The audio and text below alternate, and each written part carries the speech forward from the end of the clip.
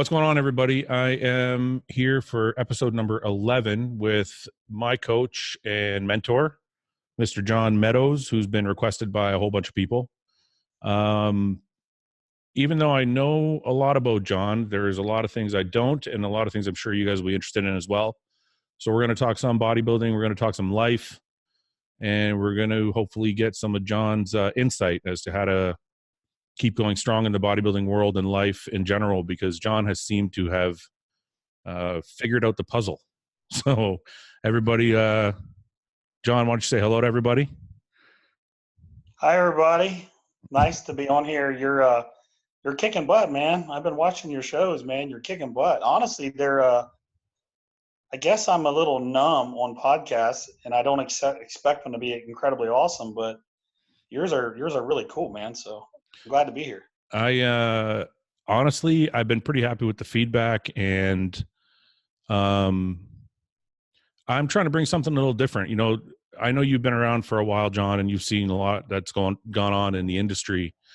And I feel like there's a lot of voices in the fringe of bodybuilding that are kind of giving it a bad name. So what I'm trying to do is bring the actual pros and the actual bodybuilders and the people that really make up the sport.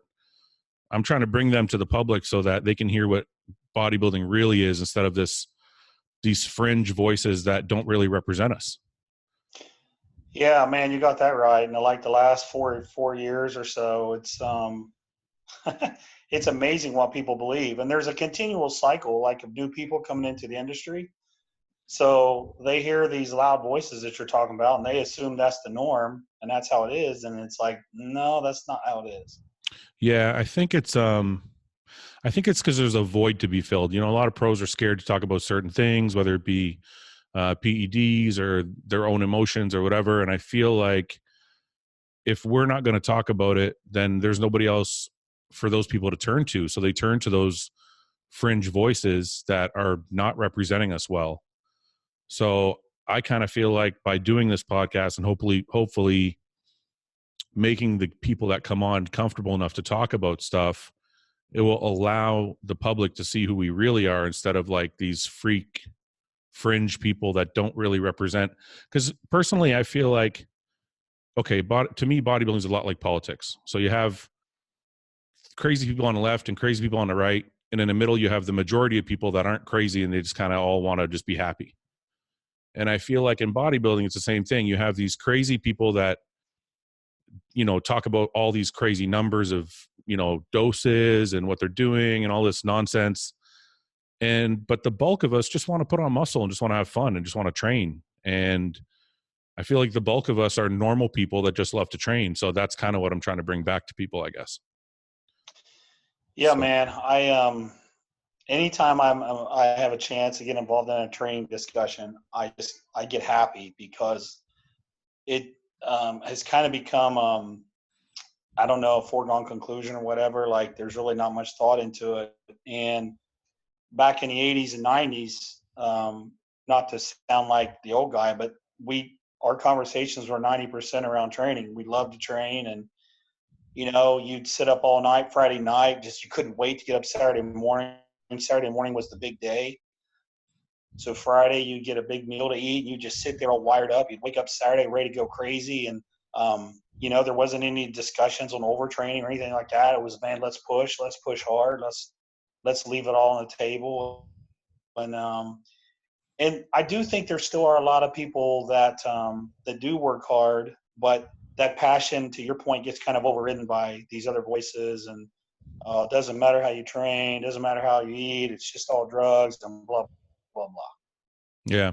I feel like there's some of us that still feel the way, the things that you just mentioned, but I don't feel like it's talked about as prevalently in the bodybuilding world. Like when people, for example, like if I post a video on Instagram squatting like 5 plates, there's no excitement. It's kind of like, it's normal now. Nobody cares. They want to see some crazy exercise. And I don't really feel like there's an excitement behind training the way you're talking about. It's more, what are you eating? How much gear are you taking? All this kind of stuff. And I don't know what that is. I don't know how we get that back, but I feel like people have lost some of the importance of how, like, they've lost the thought process of how important training really is to the entire spectrum of your progress. Well, I think the best teacher is results. So, for instance, if you go to the gym and you have somebody put you through a tough workout, like, let's say somebody came to train with Dictate Night. A lot of the times what they would tell us is, man, I didn't know I was even capable of doing that. I had no idea I could do that. I had no idea I could push that hard. Yeah. They didn't even know. It's kind of like the old diuretic story I tell people. The last time I took a diuretic was in 2002. I showed up in 2004 for the North American. You were there. Remember that? Yeah, I do. So I remember my coach took my diuretics and he threw them down. He put them in a toilet and flushed it. And that was the first time I ever competed without them. And I was brought up old school. Like, you have to take Lasix. If you're really hardcore, you take injectable Lasix. So I didn't know you could even compete without diuretics. Like, I didn't even know that. And now I tell people, well, Sean Clarita won titles with me without diuretics. You won titles with me without diuretics. Josh Wade is doing really well. So it's possible. But the same thing applies for training. Like, until you've trained with somebody who's put you like that, you just don't even know. Like, people, it's not that they, in some cases, they want to be lazy. They just don't even know. They haven't been through what you and I would think it's something that's actually really tough. And then you got to repeat it. Yeah. Over and like, okay, that's a whole nother level. I agree with that. It's like the saying is, everybody thinks they're working hard until they find somebody who actually is working hard. Exactly. Once you meet that person, you're like, holy shit, I got another gear I didn't even know I had. So, and then you're also right in saying that anybody can work. Like, people come to work with me, right? People come to work out with me, and I'm sure this has happened to you. And they see if they can match you for a workout. And sometimes they'll get done and they'll be like, oh, well, that wasn't that hard. And I feel like, okay, but it's not doing it once. It's doing it for 20 years. Do it like that for 5 years. Do it like that for 10 years. It's not, anybody can gear up and take some extra caffeine and whatever and come in and crush one workout. But can you get up for that every day? So that's kind of what I think the key is. But I wanted to talk to you about something that has always been on my mind, because I feel like bodybuilding helps you grow as a person, and I'm always trying to figure out how to be a better person. And I watch you, even though you might not know it, because I see how you interact with people. And there is something I've always noticed about people that you work with and people that know you. They always feel like they're your best friend. And I don't know how you did that. Like, how do you make how many, you've had up to 200 clients before, correct?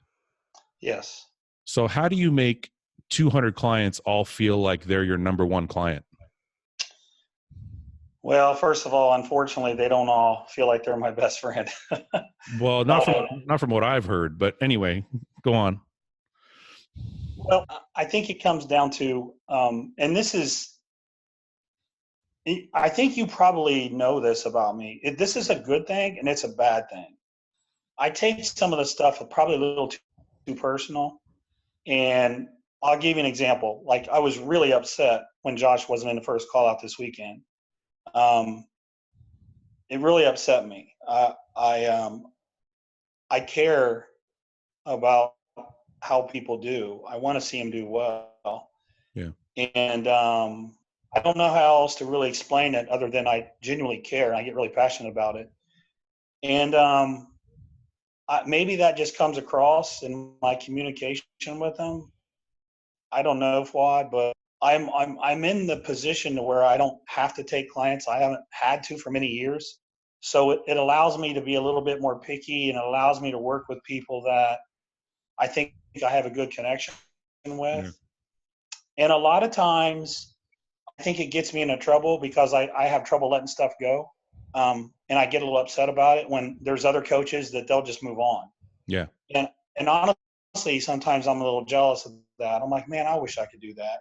I wish I could just say, whatever. But it's hard for me because I care about people, and you put a lot into it with people, and you're invested in them. You want to see them do well.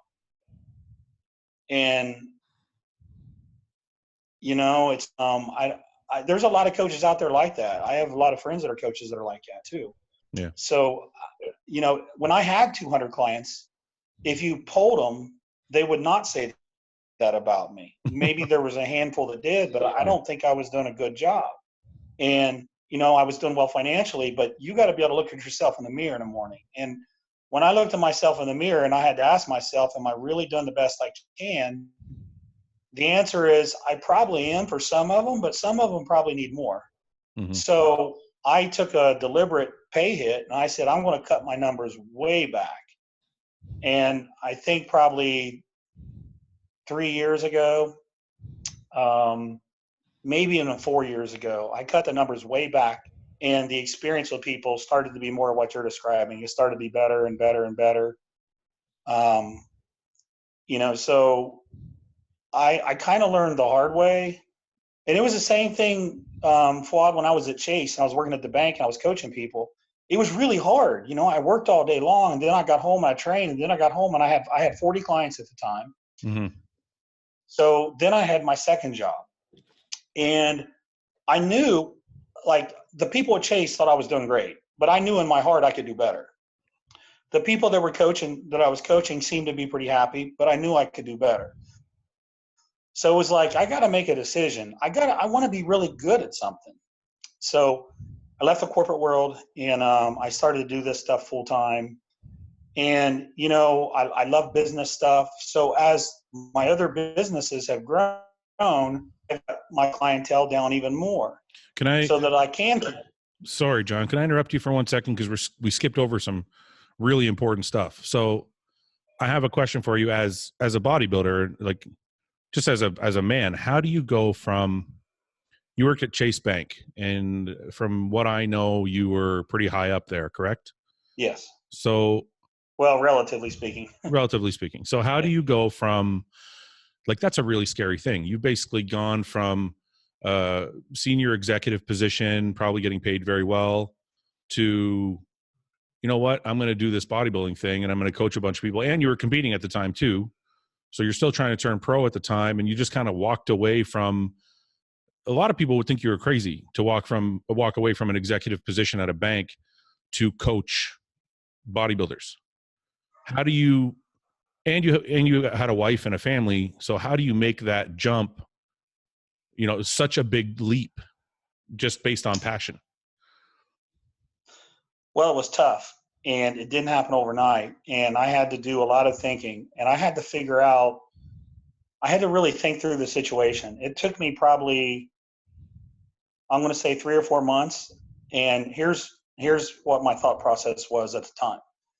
My thought process was, what is it that's making this such a difficult decision? Why am I scared? And the immediate answer was financial. If I quit working at the bank, and this fitness thing doesn't work out, I have a mortgage and I have a family. That's right. That was my number one thing that worried me. Like, if I can't, that's what, as a man, and as a man, you want to provide, your number one thing is you want to provide for your family. That's 100%. Number one. 100%.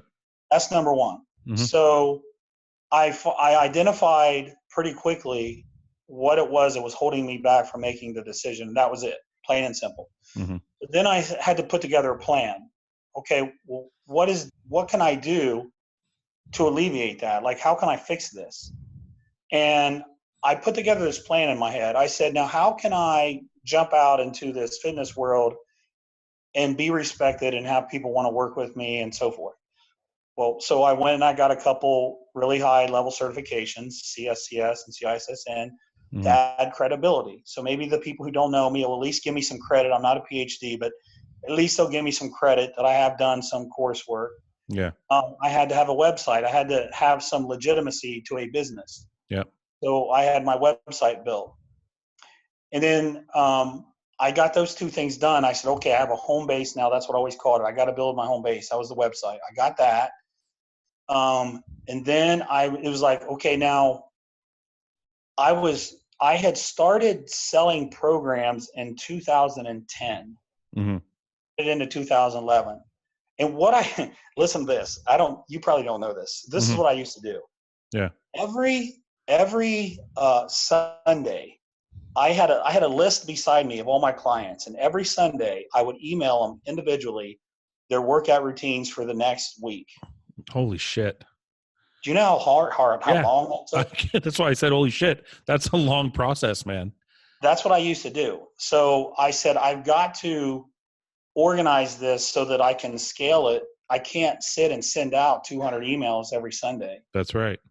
So I had to think about how I was actually running my business. Like, how am I going to run my business so that it can function like a real business and not just some dude that's sending out emails on the weekend?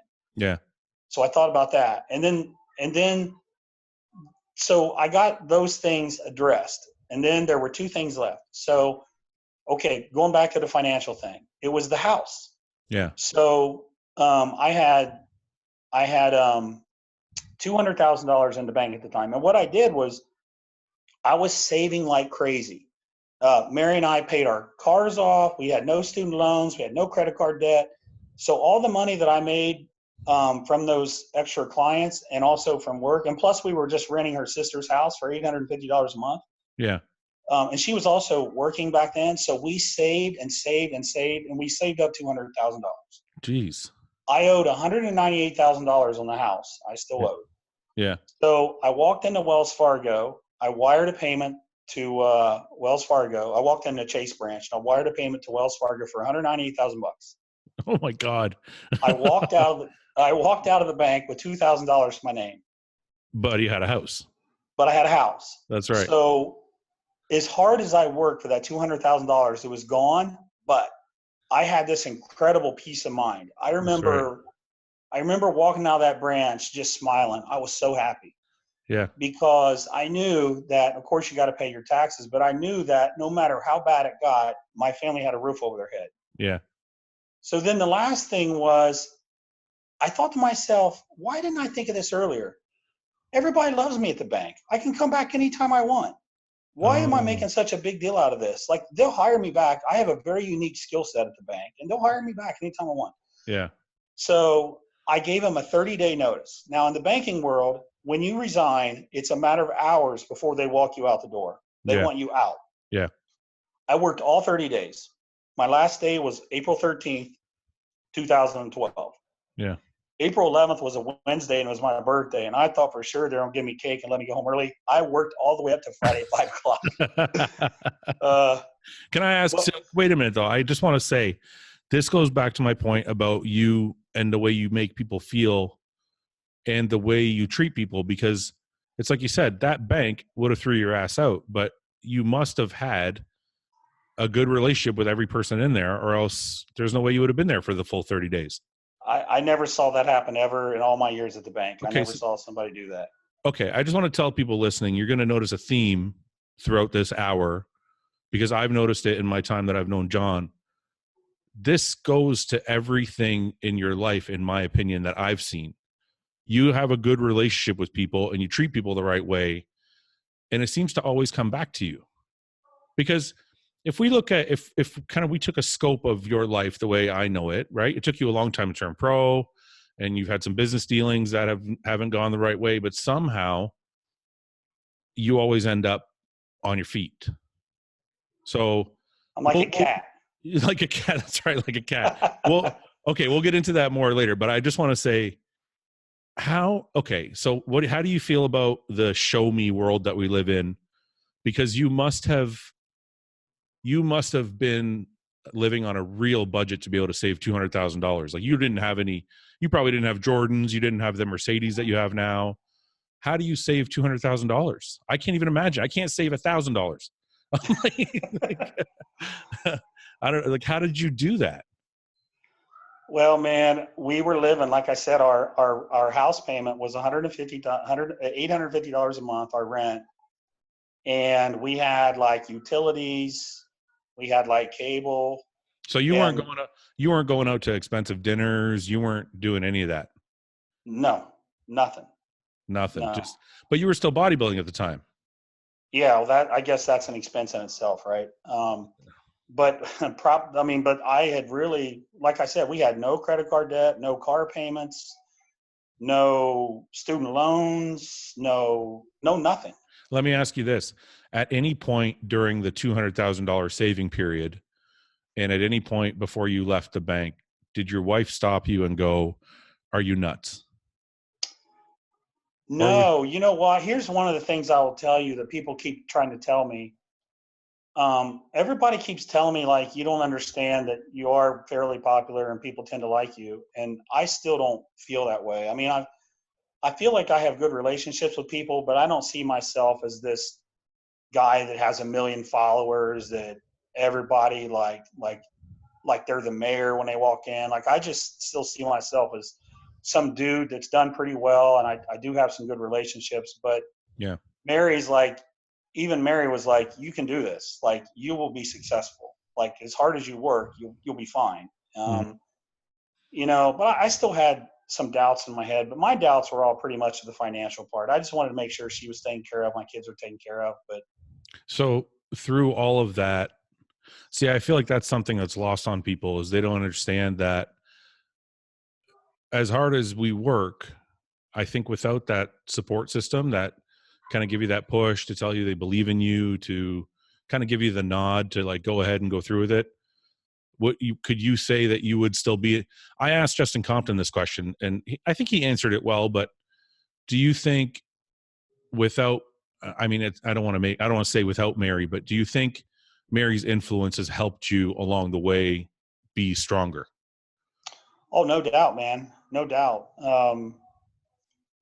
I mean, there's been instances along the path. You know, I always talk about sometimes things happen in your life and you don't know it at the time, but it has a big impact on your life. And you may not know it until 5 or 10 years down the road. And I have several stories that I could tell you about that. One of them was a kind of a mean, nasty girlfriend I had. She was real mean to me. She always telling me I didn't make enough money to date her. She was a lawyer and her parents were doctors. And one day she came over to my apartment. This was when I was in college. And she said, you know, we'll never be serious because you don't make enough money for me. And I thought, this is the moment that John grows a backbone. So I told her to leave my apartment, and I really liked her a lot. I really dug her. And I said to myself, don't ever talk to her again, ever. You got to prove to yourself that you have a backbone. And I didn't. She kept paging me. We had pagers back then, right? And she kept paging me, trying to get a hold of me. And I never talked to her. I never answered those messages or nothing. Yeah. And to this day, I still think that's the day I got a backbone. That's the day I said, you're not going to treat me like that. And there's been other cases in my life. There's other stories. You know, I don't know if I've ever told you the story about the show I won, but I lost the overall to a middleweight when I was cheating like crazy on my diet. No. And my coach, I'm standing outside in the parking lot with my best friend. Actually, it was the same girl at the time. She was my girlfriend back then. And my coach, Mike Matson, walks out. And I'm feeling pretty good about myself, right? I didn't win the overall. I lost it by 2 points, but I still won my class. He walks out and he looks at me, and he's just got this intense look on his face, man. And I'm like, oh, boy, this isn't going to be good. And he said, I hope you're happy you let yourself down. Oh, wow. And I was like, wow. And he goes, I know you well enough that I know you were cheating on your diet. You never would have lost that middleweight if you were in shape, and I know you know how to get in shape. And you know what? He was 100% right. Yeah. And you know what I did? I hung my head and I apologized to him. Yeah. And it was the last time I ever cheated on my diet. I've had cheat meals that were scheduled, and I've had refeed meals. Yeah. But for me to just go, you know what? Forget that chicken. I'm just going to eat some pork rinds and some coconut cream pie. Like, I never did that again. Yeah. Like, I was so embarrassed. That made such and that was one of those moments where I could have just said, you don't know what you're talking about, Mike. You're a jerk. But I took it to heart. That was a moment that made me a better bodybuilder, just for Mike taking the 10 minutes to be honest with me. And to this day, Mike is still one of my best friends. Like, that meant so much to me. It hurt my feelings at the time, but I knew he was right.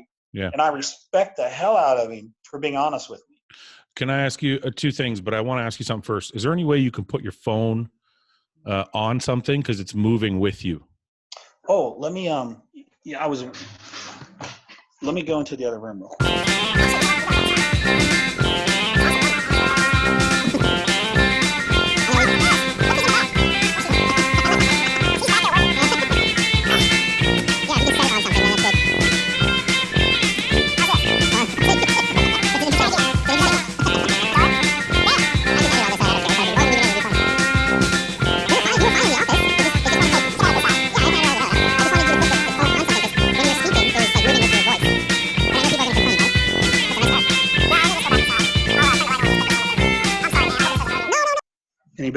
That's great. Okay, cool. Okay, so we were talking about your coach giving you hell. It seems like a lot of your decisions are based on hard principles. Like you're a very principled person. Like you have the kind of rules for yourself that don't let you waver too much. Do you feel like that's lost a little bit now? Like people are kind of because you coach a lot of people, so you get a lot of different personalities. Do you feel like people don't have those strong principles anymore? Well, what I see the most is maybe not necessarily from people that I'm working with, but in general, I just see people who want it all. They want it now at any cost. And I understand that. I do understand that. If I was in my 20s and Kuwait called and said, we want you to come to Kuwait, forget your life, just come over here and train, go back to your room, eat, go to sleep, I would have done it because I wanted to be a pro bodybuilder so bad when I was in my 20s that I wanted it so bad. Yeah. So I get it. I understand where these kids are coming from. I get it. I don't feel like I need to be putting them down, and I'm not putting them down. I just want them to understand that it doesn't have to happen overnight. There's another path where you can be healthier. You're not going to have, to get a kidney transplant, or you're not going to have heart issues. There's another way that you can do this and be healthy. I don't know if healthy is the right word, but you can take care of yourself and not put yourself at a really high risk. So, I see that. And then when it comes to principles, there's this thing called moral relativity, Fouad, and people have morals to a point. But here's what they say. Well, it's not right for me, but anybody else, they can do it, whatever.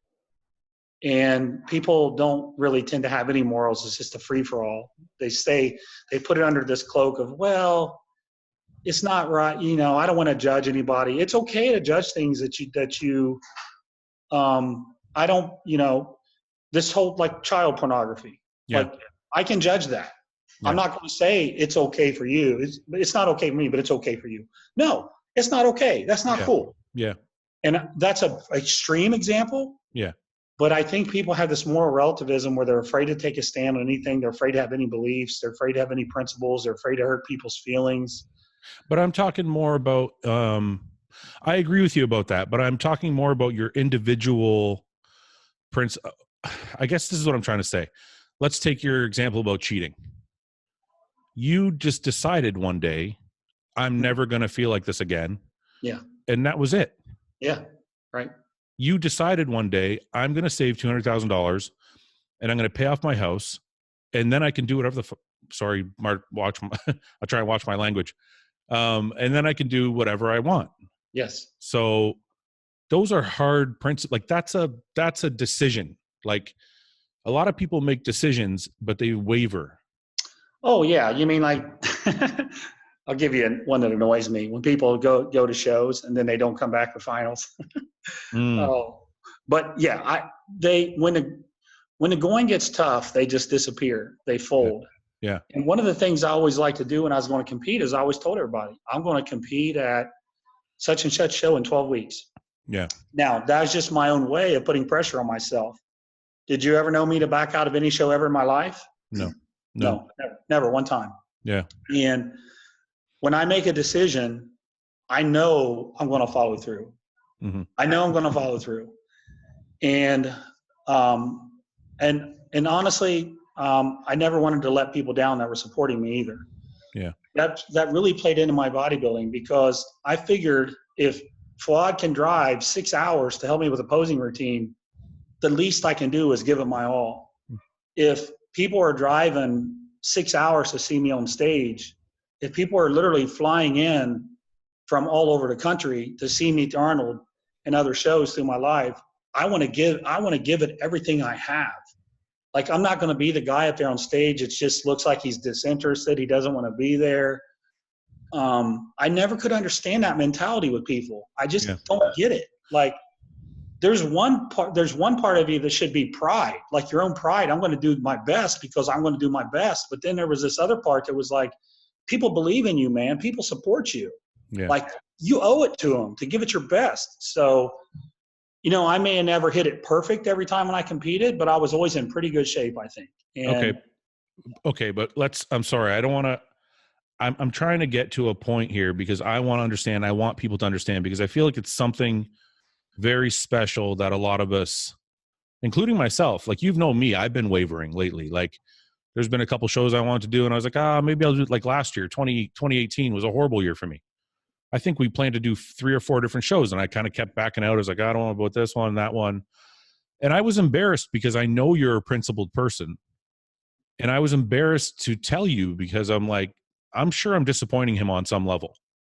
So I guess what I'm trying to say is this, and I'm going to take the most extreme example you've given me because to me, it blows my mind. To save $200,000 or to compete at nationals or for a pro card, how many times? 12 times you did? 16 pro qualifiers. 16 pro qualifiers for getting your pro card. It takes a very strong-willed, a very principled person to say, I'm going to save this $200,000. Most people would get to 20 and be like, this is too much. It's overwhelming. The number is too high. I can't get there. Yeah. Or most people would reach their 6th pro qualifier and say, this is just too much for me. I can't deal with the losses anymore. How do you just keep going, man? This is what I'm trying to get to is how do you have the resolve to just believe in yourself no matter what the insurmountable goal ahead of you? Man, so you're making me think back to when I was young because a lot of things can be traced back to your childhood. Here's what I can tell you about. Let me tell you some stories about when I was young. So when I was in junior high school, we were allowed to have study halls, right? You get to junior high and you have study halls. Mm-hmm. I remember I wouldn't go to study hall. I had my gym teacher write me a pass so that I could go run laps around the gymnasium or go to the little weight room at the school and lift weights, or go in there and do push-ups and sit-ups. When I would get home from wrestling practice, my grandma would make me a bowl of cornbread and milk. I would eat a big bowl of cornbread and milk, and I would go out and I would run for another hour. When I was in 8th grade, I had all of the records for push-ups, sit-ups, rope jumps in 60 seconds, all that stuff. When I got to high school, I was in football, I was in track, I played baseball for a little while. I was a pole vaulter and I ran the 100 and 200 in track. But when I was in high school, I remember my football coach, the head football coach, he didn't like me. And the reason why, he said I was taking drugs. And he told one of the other coaches who liked me, he told the other coach, he said, you need to find out what drugs he's taking and get him off the drugs. So this other coach comes up to me and he's like, John, I need to know what you're doing. Coach says that you're taking some drugs and we're here. We want to help you out. And I said, I have no clue what you're talking about. I'm not taking any drugs. And the coach says, that's impossible. You just beat the entire football team. You ran the mile. You beat the entire football team running the mile. Yeah. And then you went into the weight room right afterwards and you squatted 500 pounds. And there's no way you physically can do that at your age, naturally. And I said, actually, I'm very anti-steroid. I'm actually very anti-drug. And I was at the time. Yeah. But I'm not taking anything. And he never believed me. The one coach I think did, but the other coach never believed me. But even when I was that age, man, I just wanted to work. I wanted to work, man. I wanted to beat everybody in the mile run. I wanted to out-squat everybody. I didn't want to sit in study hall when I could be running or doing something to make myself better. I always had this desire from that really young age. And I didn't have a dad. Like, I don't know who my dad is. I heard he died when he was in his 40s. So I can't say that I got it from a parent or nobody pushed me. My grandmother raised me. Yeah. And my grandmother was a cook in a restaurant. She wasn't like telling me to go out and run or go lift weights. There was something, Fouad, that I think was really weird in me that I was kind of born with, that I don't know that I've met too many people in my life that have that. But it hit me at a really young age. I feel bad when people post all these pics where they were real small, then they got real big. Yeah. I'm like, well, I started training when I was 12, so I don't have this little before picture. I can't throw the little goofy picture up because I was already training my butt off, and I competed when I was 13 years old. Like, I remember when I was 13, it was age 15 and 16 was one teenage class, or 15 to 17, and then it was 18 to 19. The winners then went to the overall, and then 1 year in Ohio they expanded the 15 to 17 class to 13 to 17. Okay. Dude, you should have seen me. I was like, yes, I'm in. So I read all the magazines. I tried to learn how to get ready for the show from reading the magazines. I competed when I was 13 years old. I got 4th out of 4 people. And then when I was 14, I did a show, the Teenage Mr. Cincinnati, and I got 8th out of 9 people. And I remember I was ecstatic that I beat somebody. I didn't get last place. That was a big deal for me. Yeah. I got 8th out of 9. I actually still have some pictures. And then I had a show when I was like 15 where I got 4th out of 7. I barely missed 3rd place where you got your trophies. Yeah, yeah. And eventually I won the teenage title, and I beat some really good kids, and it was fun. But I guess my point, and I'm trying to answer your question, I know it seems like I'm getting off track, but ever since I was really, really young, man, I had that thing in me that I was going to work and work and work, and I didn't really take no for an answer. You know, it wasn't something that happened to me like in the last 5 years. It's been there my entire life. Yeah. I did a podcast with Alvin Brown, who was kind of like a life coach and physical therapist for me.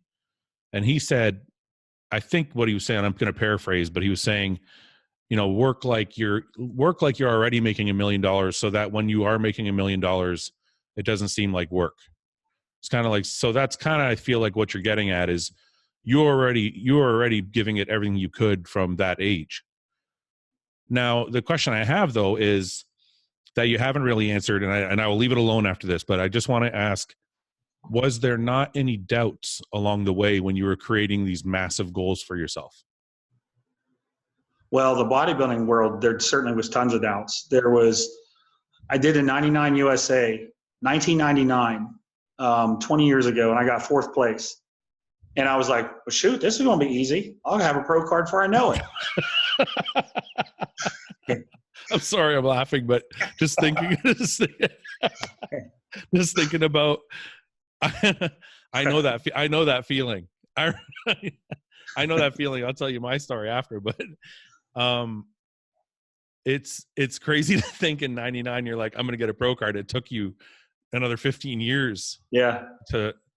I'm sorry. Go on with your story. I just couldn't help laughing. Well, I come back in 2000 and I'm better. And I'm like, this is between me and Tavita. This guy's name was Tavita. Yeah.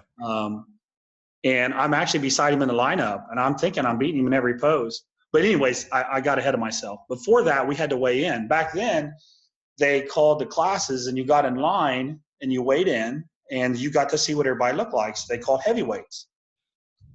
So I'm feeling really good about myself. I'm taking Tavita down. I'm winning the USA, and I'm coming home a pro. That was my mindset. So I look in front of me, and I'm like, man, this dude's a beast. I don't know who this dude is. And then I get a little better look at him, and I'm like, he's crushing me.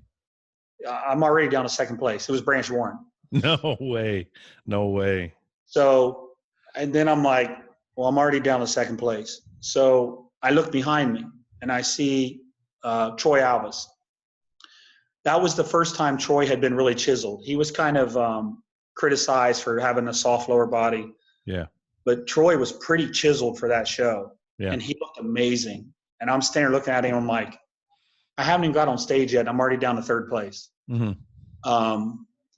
So I end up getting in the first call out, but I end up actually getting 8th out of 8 people in the first call out. That lineup was unbelievable. That was a crazy lineup. Yeah.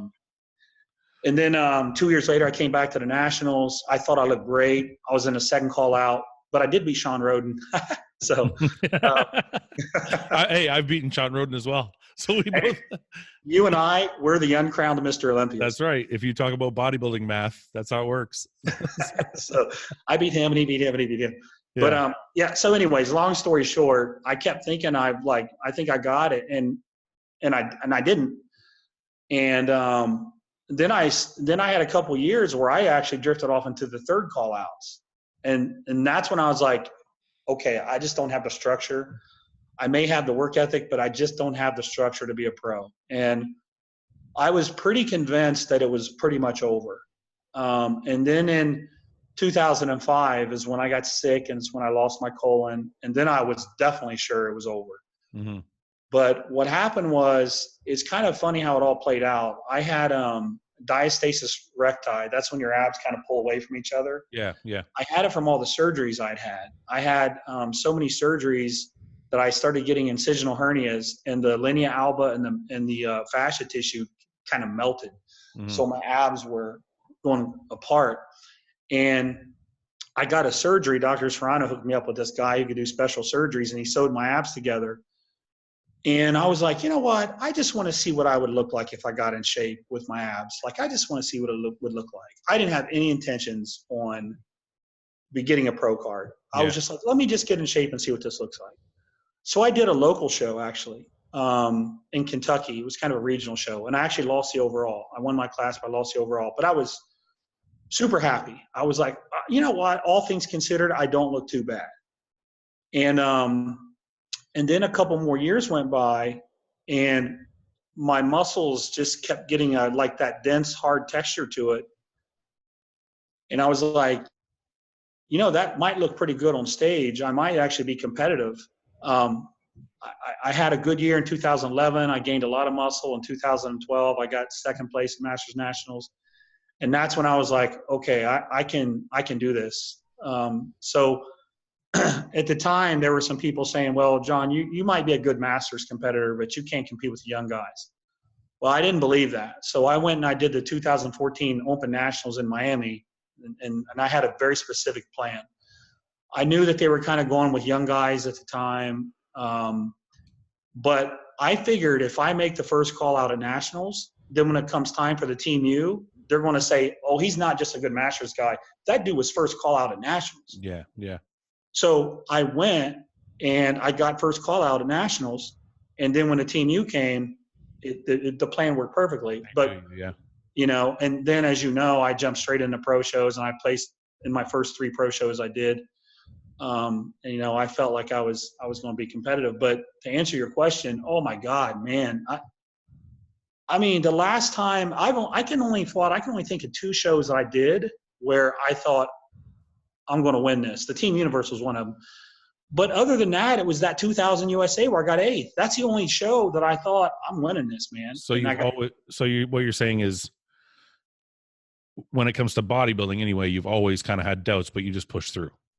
Just push through. I mean, like, do your best and see where the cards lay, because what happens is you never know who's going to show up. You might look great, but there might be 10 guys who look better than you. You may look great, but then the other competitors are off, so you might place higher. You just don't know who's going to show up. So I remember early in my career, I used to, you know, because you pretty much used to know back then who the guys coming were. Yeah. Like, because they gave out so few pro cards, you knew who was coming. Yeah. I knew who was going to be. I knew it was going to be Tavita, Troy Alves, Albus Katami. Like, I knew who was coming. Yeah. We all, Gus Carter, we knew who was coming. So you just did the best you could, and you know, you kind of looked at all those guys, but then at some point I just said, forget everybody else, man. I'm just going to focus on myself and show up and see what happens. So at some point I quit worrying about who all the people were that were doing the show, and I just focused on myself. And I try to tell people that now, you know, you can't really worry about all the other guys coming. Just focus on being the best you can be.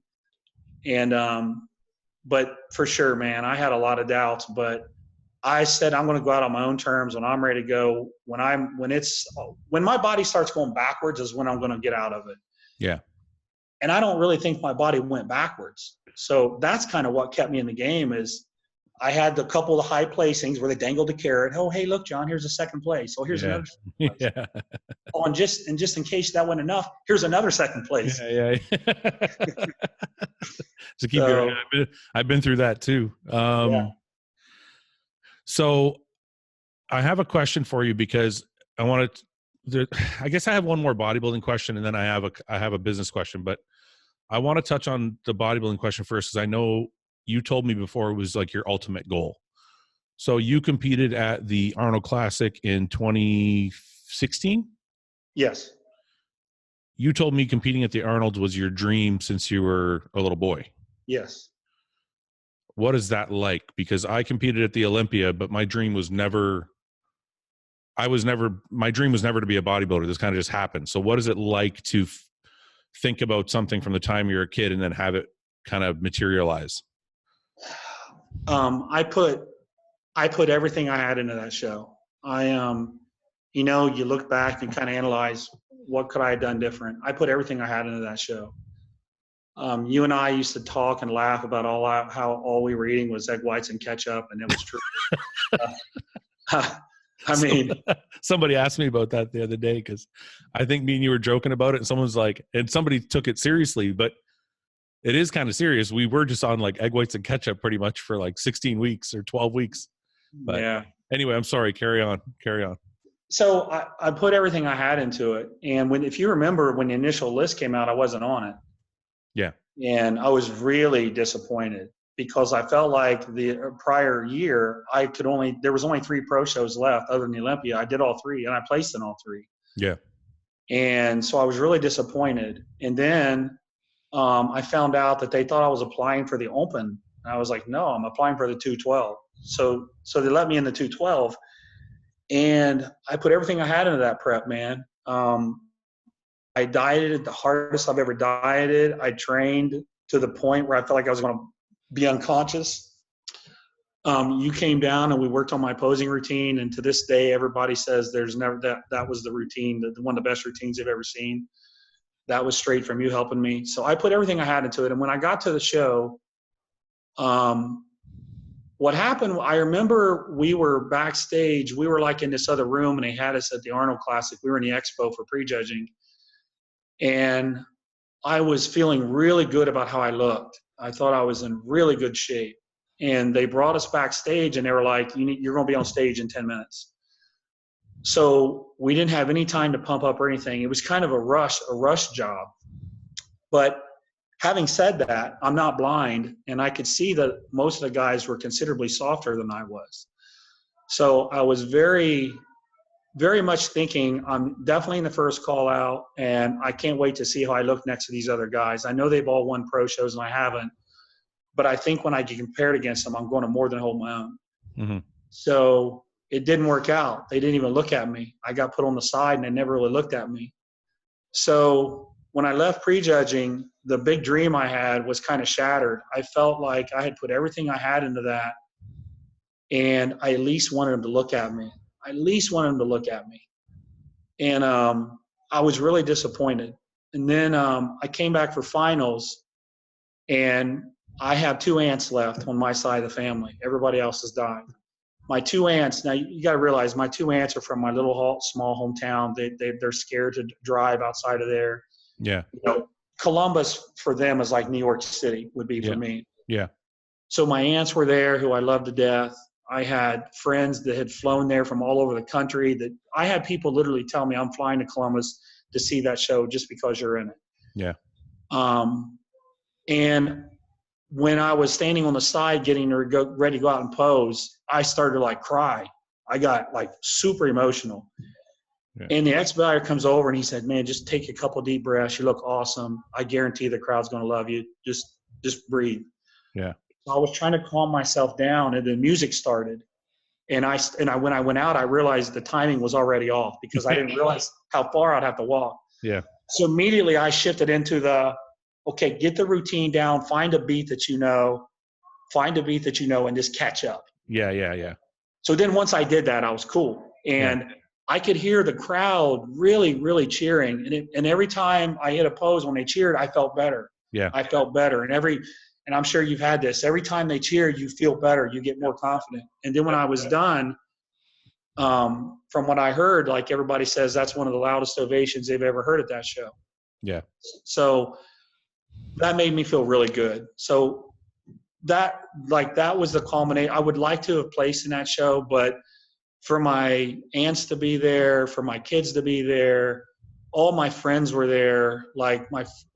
All my friends were there. I had a lot of people there. So for me to be able to do that with all those people there on that big of a stage was absolutely everything I thought it would be. It was unbelievable. and it checked off a huge box, a huge goal for my life. It's hard for me sometimes when I watch because I'm a fan of the sport, and I see shows come and go, and I hear fans talk about, oh, this guy sucked and that guy sucked and this guy didn't place and this guy was 7th and this guy was and it's very flippant. And I don't blame them. They don't understand. But what you just expressed about the show, like some kid somewhere must have been like, oh, John took last, who cares, or whatever you placed. I don't remember what you placed at the show, but they don't understand how much of it is emotional.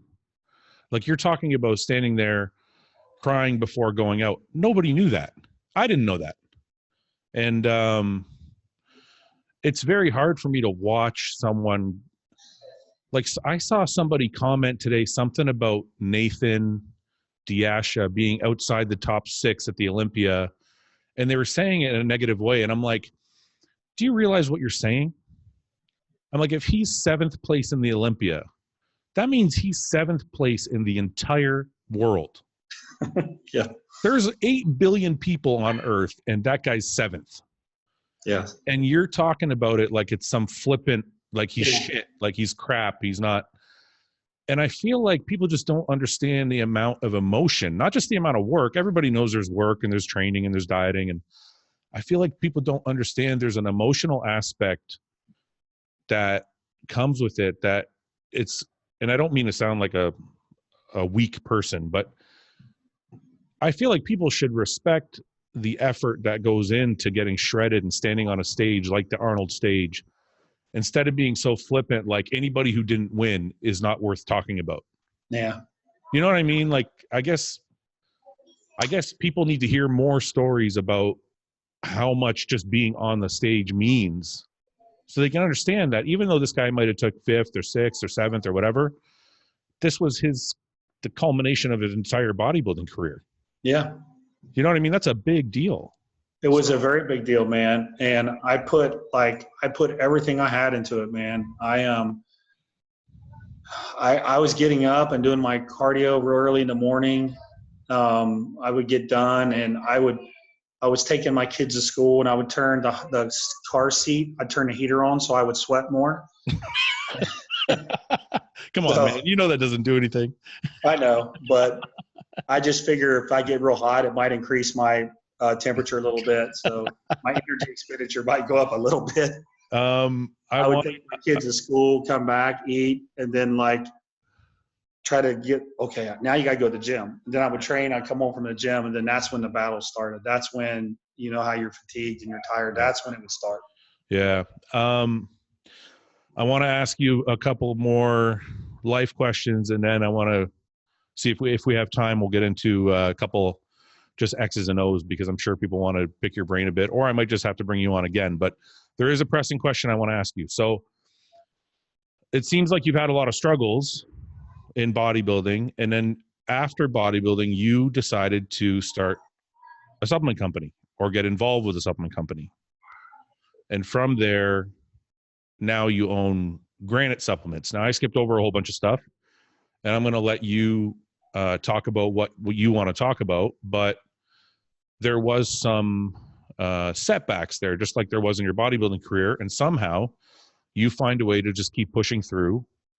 And even in starting your own supplement company, there's setbacks, and you find a way to keep pushing through until you're kind of landing on your feet again. So maybe you can talk about, again, how do you just keep going through these, just jumping over hurdle after hurdle until you know what I mean?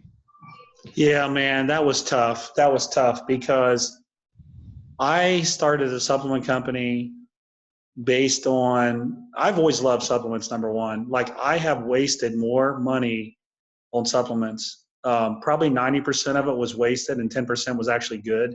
Yeah. But I figured out what the 10% was, and I liked it. And I was in a situation with a company that didn't work out. And I just said, I want to do this myself. I know what I like. I feel like I know what can really help people.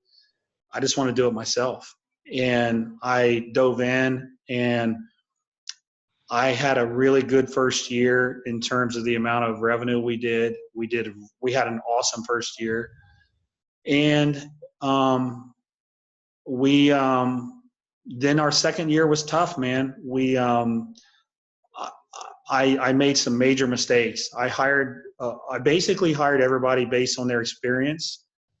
And that turned out to not be, it seemed like the right thing to do at the time, but it turned out to be the absolute worst thing I could do.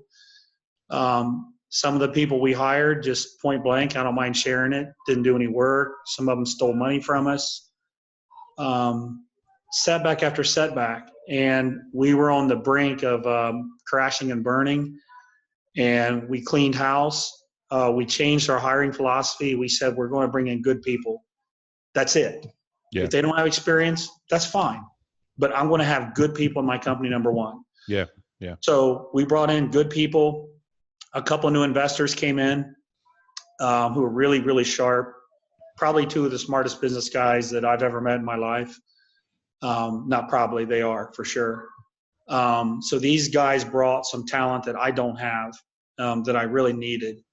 And we changed our philosophy in hiring. We've got good people. I mean, we had, salespeople selling stuff to people I told them not to sell to, that were then putting it on Amazon and eBay. And yeah. I'm still kind of fighting some of those battles. I don't want to bore all your listeners, but it was challenging. But now the last 6 months, actually probably like the last 9 months, we've turned it around and things are going great. Last month was the best month we've ever had. This month we're on track to do even significantly better than last month. So everything is trending really well now. I've got a great team of people I work with. I trust all of them completely.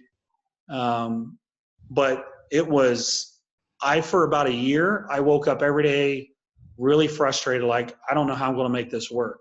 Like, there's so many things that are wrong. I don't know how we can fix it. Yeah. I didn't really see any light at the end of the tunnel, but luckily we kept fighting. And now it's turning around, and it's a tough business. Like, people who think they're going to get in the supplement business and just get rich, it's a tough business, man, because if you have a lot of popularity, it can get you started. It can get you off the ground, but then maintaining a business and growing it is a whole nother skill set. There's a whole nother level to go to from there. So I see a lot of these guys like, well, I have all the followers, so I can make a lot of money. I'm like, well, that'll get you a better start than if you don't have the followers, but it's not going to keep all those people. Yeah. But yeah, we're doing really good now. But it was honestly, man, that second year was wasn't one of the most, it was probably the most mentally stressful business year I've ever had. How does it, sorry to interrupt you. I'm just curious, because this is always something I'm always happy to see this. How does it feel? Like, okay, I have a friend, Dorian Hamilton. He just opened his own gym, and I just finished telling him the other morning, we were talking on the phone, and I said, you know what, man, I'm really proud of you. It's got to be an amazing feeling to wake up in the morning and go to your own gym and work out in your own place. And I kind of feel the same way about this. It's kind of like, you know what? You've been a bodybuilder all your life, and now you have your own supplement company that you believe in. Like, how does that feel to have your own thing that you no longer have to look around at? Some of these guys are just business guys. They're just numbers guys. They have no passion in bodybuilding. When I see people like you, or like Jason Ha, or like Seth Feroci, or any of the bodybuilders that are actual bodybuilders that start their own company, it always makes me happy to see that. Yeah. So how does it feel being like in control of your own? You're representing this brand now. You're no longer representing some other company's brand as a sponsored athlete. This is your thing, and you believe in it. So how does that feel to be able to give that to people with 100% belief? I love it. I love it for several reasons. There's not a lot of money to be made in traditional bodybuilding. There's a lot more now to be made than years past. But I love it because there's things that I think I've done that have opened the doors for other bodybuilders business-wise. You had your Labradas and Gasparis do really well with their companies. those were kind of the two guys I looked to, like, wow, those guys. If you really think about it, there have been a ton of bodybuilders that started their own companies, and a lot of them didn't make it. Yeah. But Labrada's did. And his company has stood the test of time. Yeah. And if you know Lee, he's first and foremost, he's a good principled guy. Yeah. He's a good guy, man. He really is. Yeah. So I feel like if I can in some way, it's cool. Like, it's cool that I have my own thing. That's cool. But there's a lot more to it than that. My thing now is more about leaving a legacy. Like, I want to leave a legacy, man. I want people to go, hey, I want people to tell my kids, hey, I knew your dad, man. He was an awesome dude. Like, he was really good to people. That's what's really important to me in this phase of my life. Yeah. So I'm glad I have my own company. That's cool. But it's more of, I get to leave a good legacy. Other bodybuilders get to see, hey, I started a membership website 9 years ago, and now tons of bodybuilders have membership websites. Yeah. And I like it because you might think I wouldn't like it, but I do like it because I was the guy. The first guy that did a bodybuilding specific member website. Yeah. So now you see all these other guys that have websites, and I feel like I kind of paved the way for that. Almost every one of those other guys were at one time a member on my website. I see all the signups. I watch it all. So it's cool. It's cool. Like, I think I've been able to set. And it's nice because you can kind of say what you want and you don't have to worry about repercussions. Like, well, if I hurt somebody's feelings, and when I go to a show, they're going to place me 2 or 3 places. I don't care about that stuff because I don't depend on, I'm not dependent on a placing. So I feel like I have some freedom too that I wish other bodybuilders had, because I know a lot of bodybuilders have certain thoughts about certain things and they'll never say anything. They're too scared of offending somebody. Yeah. So it's a nice position to be in. It's nice to be able to leave a legacy. It's nice to be able to show these guys you can start your own business. But it's not easy, man. It's not easy.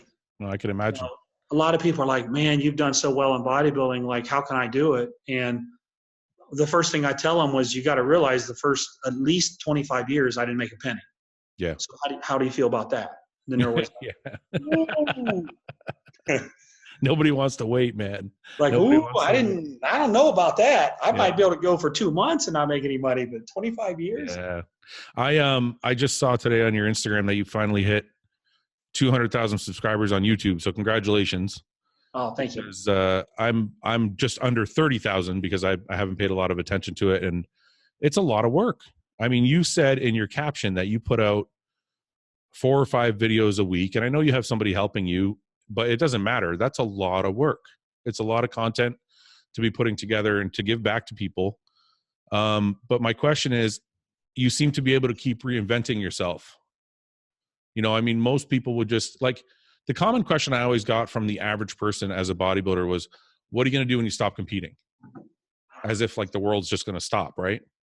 And I never really had an answer, but somehow you kind of figure it out. And then when I look to your career, I'm like, you've kind of just always had something.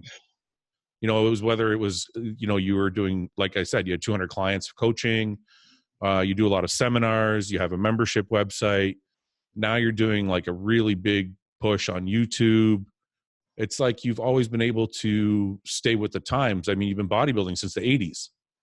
But watching your YouTube videos, you would never know. You'd be like, you just came about now. Yeah. You're still trending with the times. You know what I'm saying?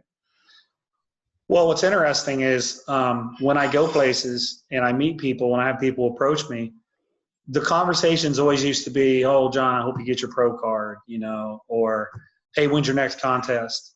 Yeah. Now, almost every single comment I get is, I watch your YouTube. I love your videos. Yeah.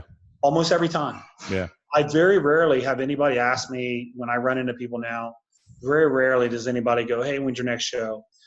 At least 9 times out of 10, it's I love watching your videos. They don't even know my name. They call me Mountain Dog. They won't even go, hi, John. They'll go, hey, Mountain Dog. Okay, but wait a minute. You're a bodybuilder at heart. So does that bother you that now you're a YouTuber and not a bodybuilder?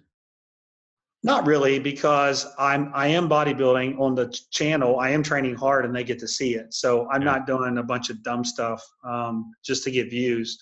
Like, I have I don't even know how many workouts I have on there, but I have a lot. I know. I keep seeing them come up because I subscribe to your channel. So they're constantly coming up. And I'm like, if anybody can't figure out how to put together a program just from watching this channel, they just have no clue. I know. You could literally put together an entire program. Oh yeah. And a diet just from watching your channel. You could do it. You could put together a program that would last you for a year at least. Yeah. Yeah. So I like it because number one, it means all the work I'm putting into it's paying off. Yeah. So I'm not wasting my time, number one. But I didn't want to always compete for that. I didn't want to rely on competing to keep me relevant. Yeah. So I haven't competed for 2 years now. And I would say that I'm still as relevant, if not more relevant than I was 2 years ago. I agree. And as a business person, I always tried to think long-term. I'm very fortunate because like Dave Tate, Mike Clay, the guy that owns Best Bar, those are my two business mentors. And both of them have always told me, be ahead of the times. Don't ever get reliant on one source of income, and be ahead of the time. Like if you see something you think will be good, a good opportunity for you to do well business-wise, go for it. Just go for it. If it doesn't work out, it doesn't work out, but just go for it. So anytime in the past through these years, if I felt like, you know what, this isn't doing as well, I'll focus on something else. Yeah. And then, you know, a couple years ago, I thought, what am I doing with my YouTube, man? I'm not doing anything on it. That is a great vehicle for all your businesses. Yeah. Yeah. And the demographic that watches, you know, you would think it's all young kids, but all the way up to the age of 46 watch more YouTube than they watch actual TV. Yeah. So this isn't just to appeal to kids. This is appealing to guys in their 30s, guys in their 40s. It's a great vehicle to get your information out there, to get people to know what you offer. So, you know, rather than be one of the old guys that says all these kids are terrible, they don't know anything, I just said, no, man, I'm going to jump into this game myself. And I'm going to, you know, and it's just been, I never had a video like really hit it. Yeah. So it's just been steady, just like my career in bodybuilding was. I've had to grind and grind and grind and grind, right? Yeah. I mean, and that's what it's been. It's been, like you said, 4 or 5 videos every single week for 2 years. I don't know anybody else that's putting out content like that unless they're just rehashing other stories. Yeah, but to actually create their own stuff that often, man, it takes a lot of work. But it's paying off, and now it's starting to pick up some really good momentum. So yeah. I had a question because I'm getting a little older myself. I always wonder about this. I always want to ask you about it.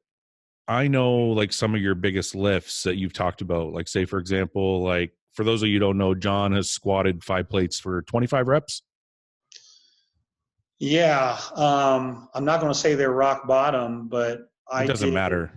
I want to say that was 1996. Okay. So regardless of the time, the point I'm trying to make is you were known for being pretty strong and pretty insane in the gym. Yep. How does it feel at 46 not being able to do the things you know you used to do on a regular basis? Because I'm struggling, like personally, like I struggle with that all the time. People tell me like, oh, you're hurting yourself. You need to change your training. They don't realize how much I already have changed my training.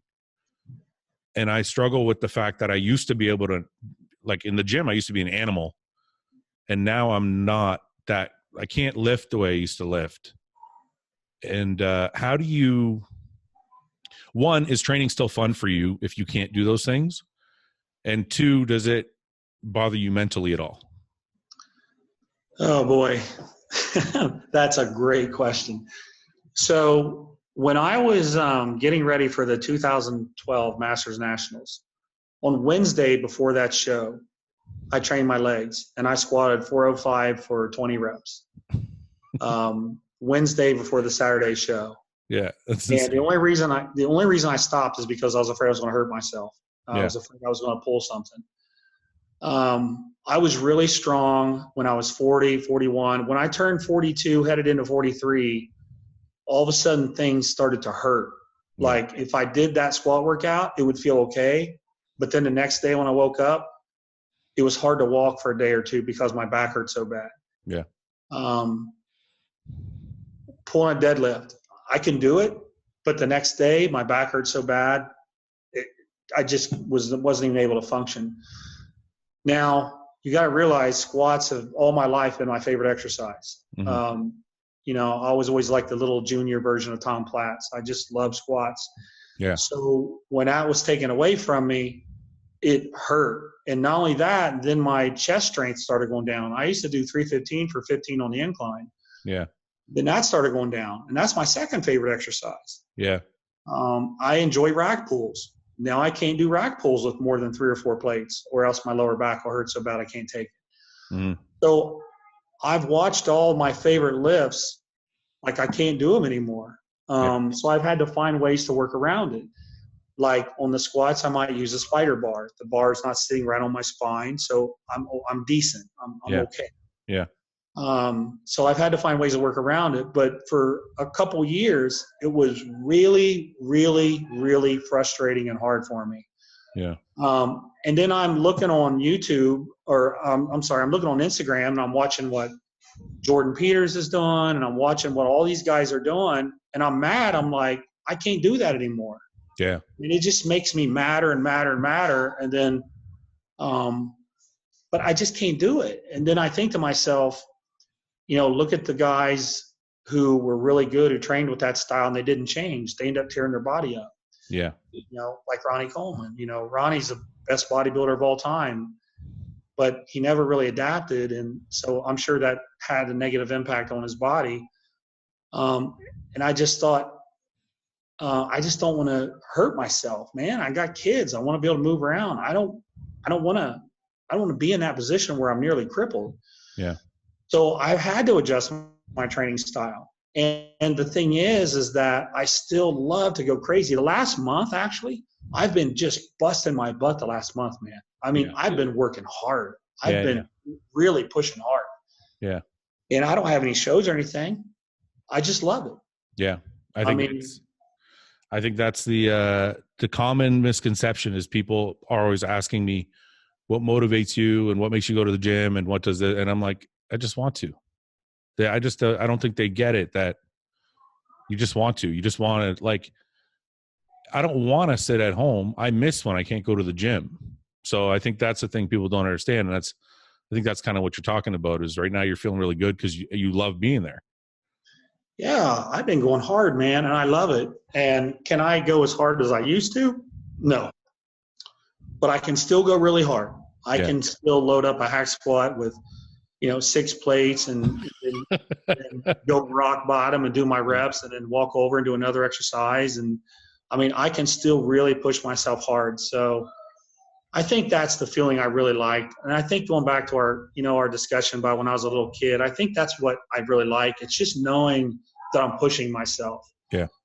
And I think actually, Fouad, I think if I dig into it a little deeper, there was always a thing that went through my head when I was young too, that I didn't want to be like everybody else. Mm-hmm. Like I didn't want to be an average person. I wanted to do stuff that I didn't think other people could do. And I took a lot of pride in the fact that a lot of the training I used to do when I was at my peak, I don't think people could keep up with me. Yeah. Strength-wise, they might, but intensity, I don't think there's too many people that could have kept up with me the way that I trained. I definitely had a little bit of a pride factor that I was proud of that. Like I could take myself to that level. Yeah. And I can't quite get to that level now, but just thinking about this in our conversation, there was always that thing in my head that said, don't be average. Don't be like everybody else. You're better than that. Yeah. It's funny. It's funny you said that. I had that same thing in my head. I knew I was never the strongest guy, but I knew no one could outlast. And people would come train with me here and there, like other guys. But okay, do you mind if I work out? I would try and bury them. Literally, I'm like, this is going to be, and I would make people tap. I would make guys like, there's one of them was a pro right now. He turned pro a little while ago in classic physique. He came to train legs. He tapped like 3/4 of the way through. He's like, I'm done, man. I've had enough. And it's almost more fulfilling than just outlifting somebty with weight. Oh yeah. Like watching somebody actually just tap out and be like, I can't do anymore. It's a really good feeling for me anyway. I don't know if that's I never got any satisfaction out of being stronger than other people. You're exactly right. I mean, my partner James and I've trained with this same guy since 1998. James and I used to do that to people. And we had this big kid. His name was Christian. He came in, real cocky dude. He came in to train with us one time. Mm.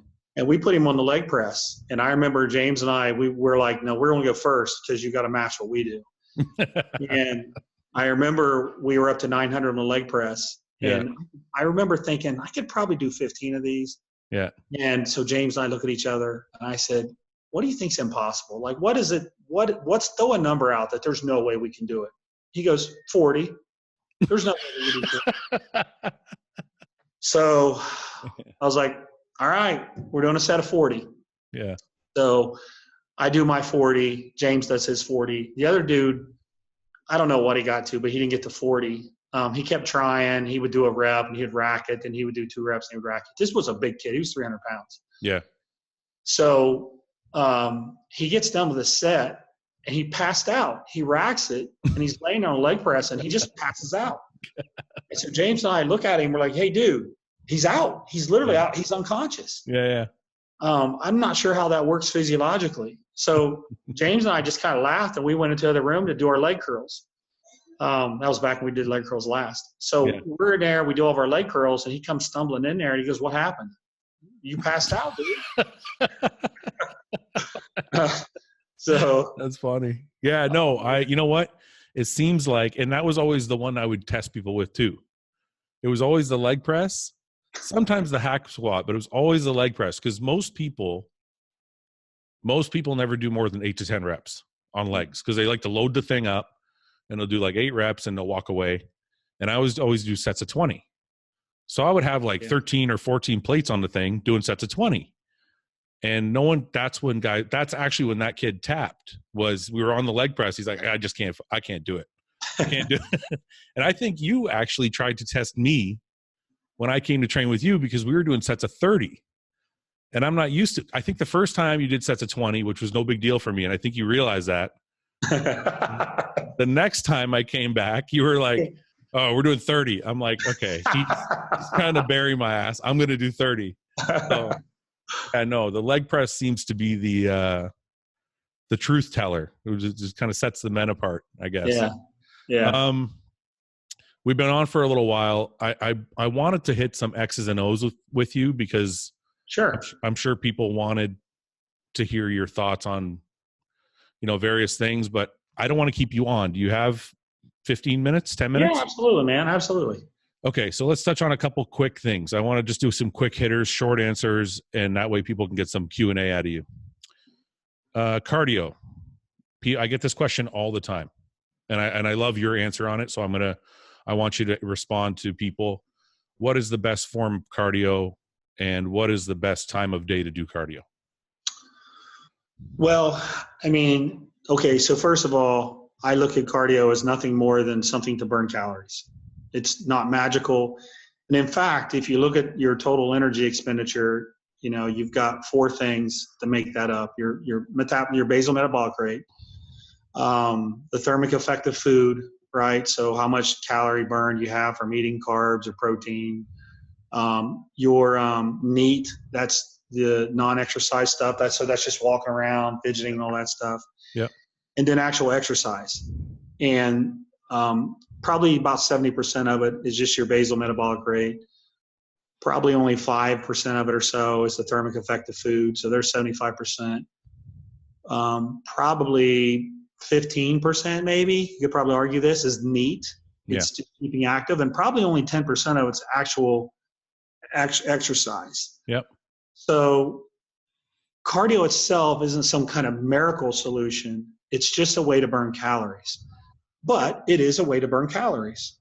Now, the problem arises is when you add in cardio and then in your dieting, you're so tired, then you no longer move anymore. So that NEAT part of the equation, you're not burning calories because now all you're doing is sitting around. And I know because I've done this myself. So then the cardio isn't as effective because now you're not as active. You've lowered one and increased the other.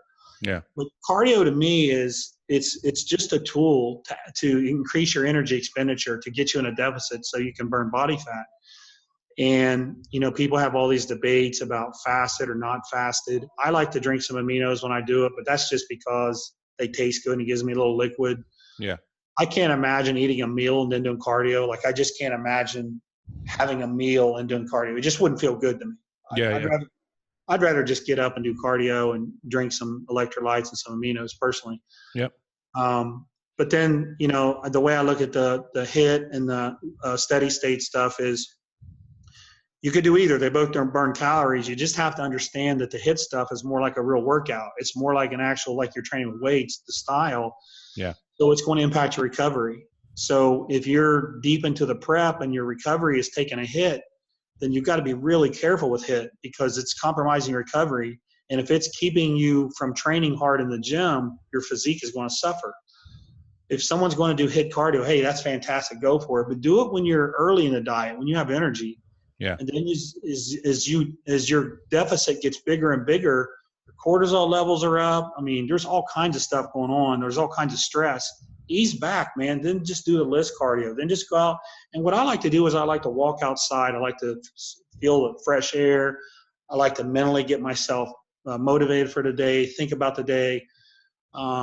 Just start the day with something really positive. And then the other thing you could do, when you go out in the sun in the morning, you're actually cementing your circadian rhythms. So by doing that, you actually help yourself sleep at night.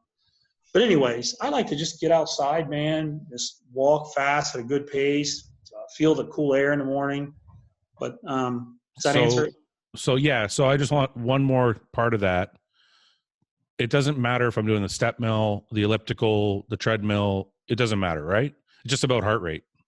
I think you got to be careful. Some of those exercises will burn some muscle. I feel like they flatten muscle. I shouldn't say burn muscle. I should say flatten muscle. If you're on a machine and you feel your quads burning, then you've went into a different energy system. And you're why didn't you tell me that sooner? I've been burning my quads away every morning. Dude, you're one of the few people that I've ever let do the step mill. You're one of the few people. Yes. You're probably one of maybe 10 people in my career I've let do the step mill. I wonder how much better my quads would be if I stopped doing the step mill. I don't see your quads don't really waste away though. There's some people that I could show you their quads waste away big time. Your quads actually stay really good, man. I know, but imagine how much bigger they would be if I didn't do the step mill. Hey man, only one way to find out. Yeah, next time we won't do it. Okay. Another quick hitter. What is an upper lower level, like what is an average dose you would say of test for a top amateur or a pro, if you don't mind divulging that information? I think the highest I ever went was 750 mgs. I remember the first time I took tests, I was in college. I didn't have much money. So I got 6 ampules of Salstanon. Remember the Ready Jacks from Mexico? Yep. The ones that came in the 18-gauge cannon. That put a hole in your shoulder? Yeah. Well, I got 6 of them, and I took one every 10 days. And I blew up. Yeah. From 250 megs every 10 days. I blew up. See, I'm sorry. I don't want to interrupt you. I just want to tell people, because you're going to say 750 megs and people are going to say that's bullshit, but they don't realize that it's not all gear is equal. Like you're talking about something back in the day that was very different than what we're seeing now. Yeah, I think so. I think now, I don't follow the underground. I don't know what's good or bad, but there was a trend that started many years ago where those undergrounds would make something really good. And then when everybody loved it, they would start underdosing it so they could make more money. Yeah. I mean, I got out of that scene many, many years ago, but I do think the difference in the quality it's tremendously different now, from what it used to be. We used to take the strongest thing I ever took in my life was those old Anadrals made by Syntex. They had a 2902 stamp on them. We didn't even call them Anadrol. We called them 2902s. Hey man, you got any of those 2902s? 50 meg tabs. You take one of those and you would wake up with a pump. Like I remember taking them at night, and I remember waking up with a pump like 2 or 3 days into taking them. Yeah. And now you got guys, particularly the powerlifters, that are taking 200 to 300 mgs a day of Anadrol. And I'm just like, is that real Anadrol? It's not real. No, there's no way. I can't even comprehend taking like 4 or 5 of those 2902s. Like I can't even comprehend it. Like I got to the point where I could only do 10-day cycles with it. Yeah. Because your lower back gets so tight. I know. I remember when I very first started bodybuilding, I think things were still pretty good. And I remember that was like the first time I took Anadrol. And that's the first tear I ever got because I was stiff like deadlifting 4 plates.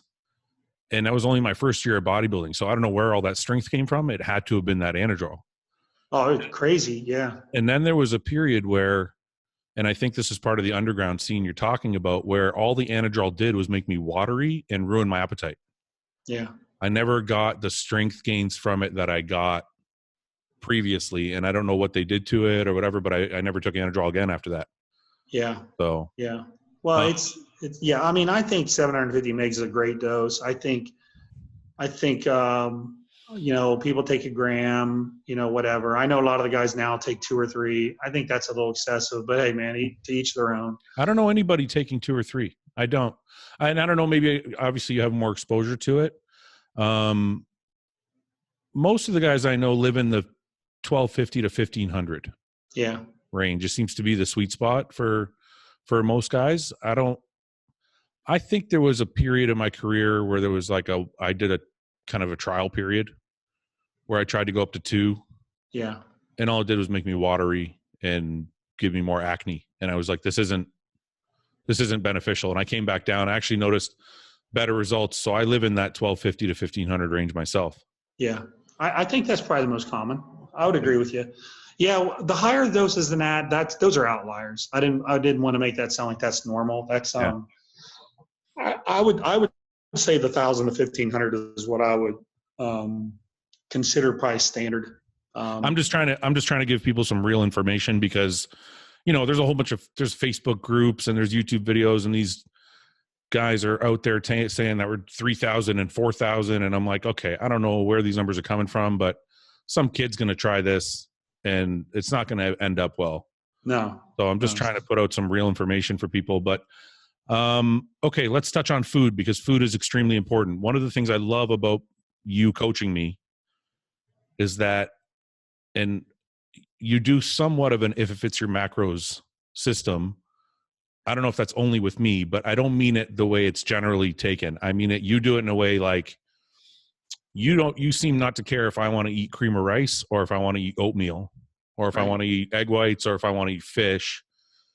As long as it's within the bodybuilding foods that we've chosen. Sure. Yep. So maybe you can talk a little bit about that because people seem to be really stuck on what's better, oatmeal or cream of rice. So what's better, potatoes or rice? So maybe you can discuss a little bit about that and why you have such a kind of a free way of thinking with it. Well, okay. So like if someone were to say, John, you have 6 ounces of chicken on here. Do you mind if I do 6 ounces of turkey? My answer is always going to be as long as the macros are really close. I could care less. Yeah. Same thing with oatmeal, with cream of rice, whatever. What happens is you find that some foods work better for you at certain times. Like, for example, you may be eating a lot of oats, and then all of a sudden you start getting a little bloated from it. It doesn't feel right. So you might say, hey, do you mind if I switch to cream of rice? It digests better. Absolutely. Switch it. Go to cream of rice. Or you might say the cream of rice, man, I burn right through it. Do you mind if I eat some oatmeal so I'm a little more satiated, so I feel a little fuller? Absolutely. Just put a little, you know, maybe a little bit of fat, just account for the little bit of fat that's in the oatmeal, which isn't much. It's only a couple grams, but try to match your macros. Yeah, I don't see a problem switching out all these foods at all. As long as they're nutritious foods. I would never tell you, you know, okay, yeah, you can skip all your oats and your potatoes and all that, and you can just eat Twizzlers. Like Michael Lockett's the only guy that can do that.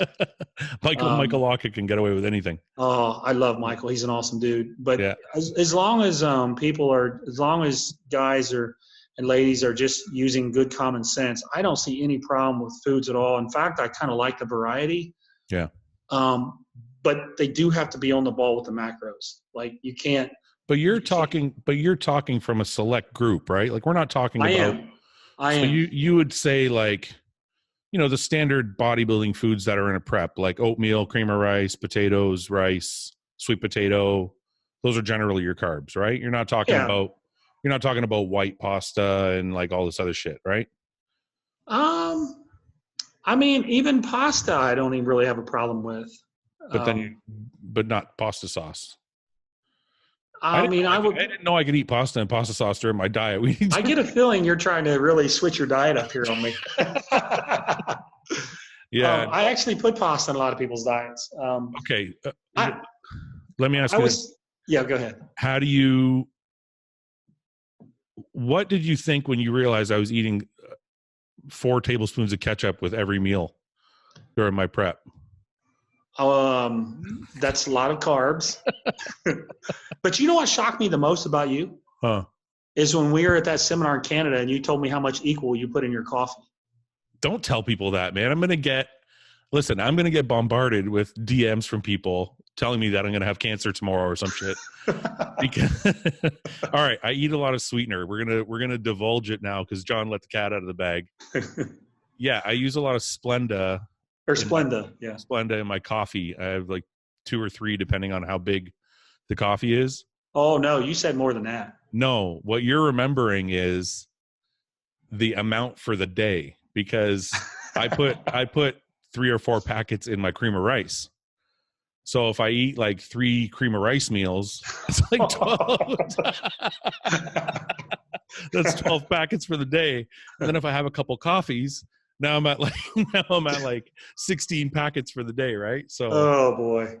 Yeah. Listen, I've never claimed to be the Evan Senapani of bodybuilding. I'm not I just try. I love food, man. I'm a fat kid at heart and I try and get through this shit the best way I know how. And it's not always the healthiest. I wouldn't advise anybody to eat 15 packets of Splenda a day, but it happens sometimes when I'm dieting, man. Like the ketchup and the Splenda and the shit, it gets me through. Like I know. I don't think there's anything wrong with it as long as you're not getting like a reaction, like aspartame and give people headaches. And I put Splenda in my coffee. I put Splenda on my white rice sometimes. Sometimes I would put Splenda on red meat. It gives it like this glaze. No, that's disgusting. Yeah. Well, when you try it, you won't tell me that. Now I'm going to have you up to 30 packets. I'm going to be putting Splenda on my fucking steak now. All right, let's go one more question and we'll wrap it up. I just want people to know, because I guarantee you nobody knows this about you based on your demeanor and your personality. John is a car guy. And when I met John, tell these guys some of the cars you've owned, especially the last 2.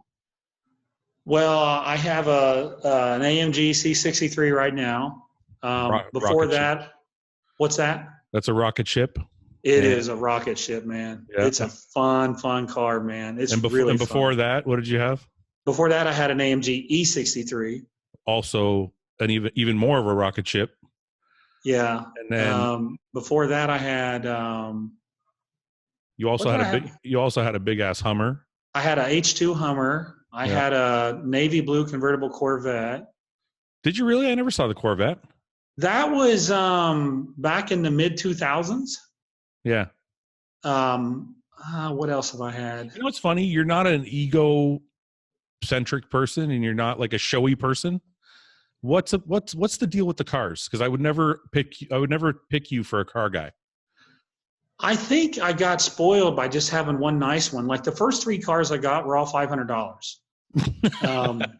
Yeah, but mine were like that too. Like my first car cost $1. My dad, it was $1. It was like a friend of mine's dad wanted to get it off his property, and my dad lent me, and I had to pay him back. He lent me $1,000 to get the transmission fixed, and like my first 3 cars were like that kind of story.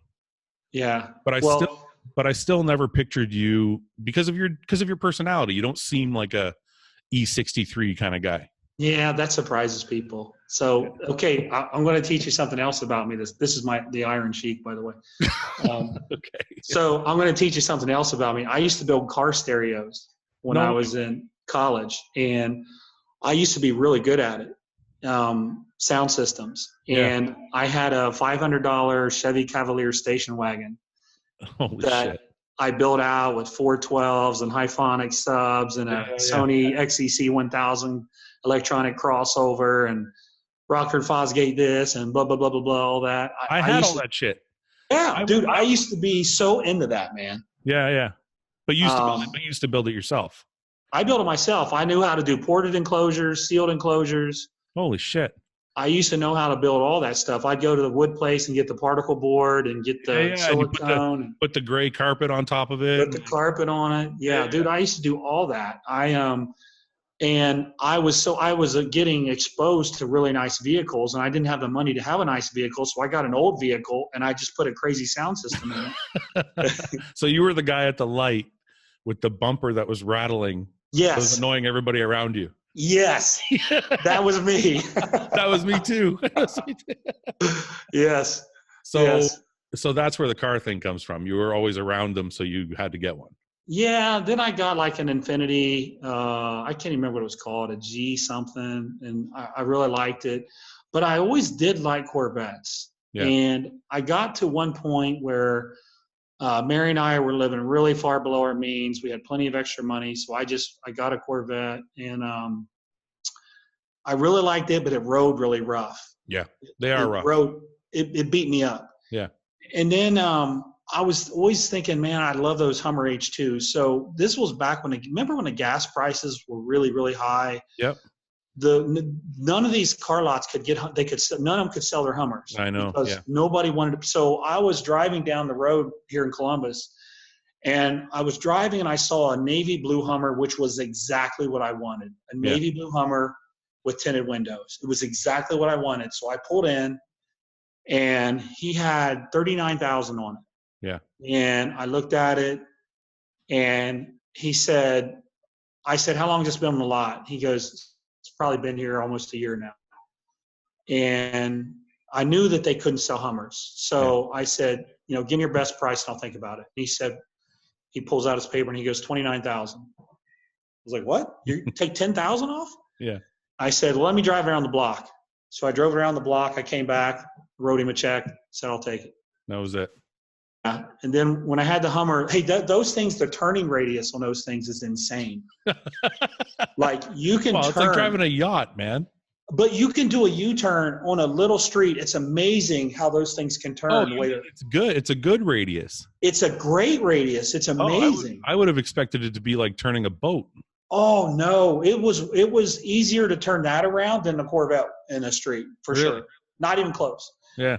Cool. And then I traded that in because it was starting to have some problems, and I started getting into Mercedes, and I had the I think it was called an E300 or an E350.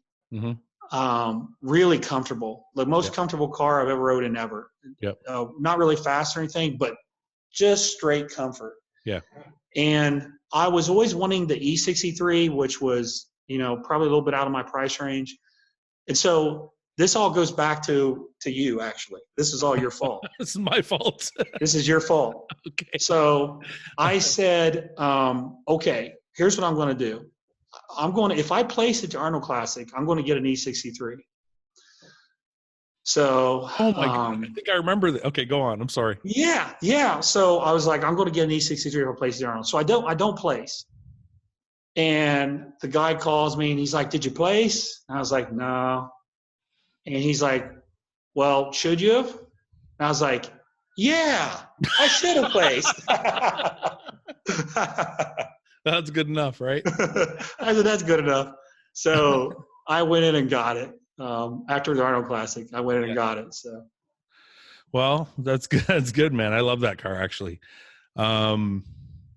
Anyway, some interesting facts, but I want to have you on again, John. I don't want to keep you any longer. So honestly, it's been like at least an hour and a half, but I want to have you on again because I'm sure the people listening I'm sure some of them are a little upset we didn't do more X's and O's stuff.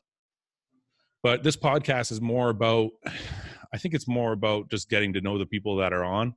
Yeah. So we can do more X's and O's stuff at a different date, but I wanted to kind of give people, those who don't know you, who's not very many, but those who don't know you now will know you a little bit better. So I really appreciate you giving me the time. and having a discussion with me, man. Yeah, my pleasure. My pleasure. Absolutely. Is there anything a message you want to give to people, or any addresses they should know, or anything you want to plug kind of before we sign off?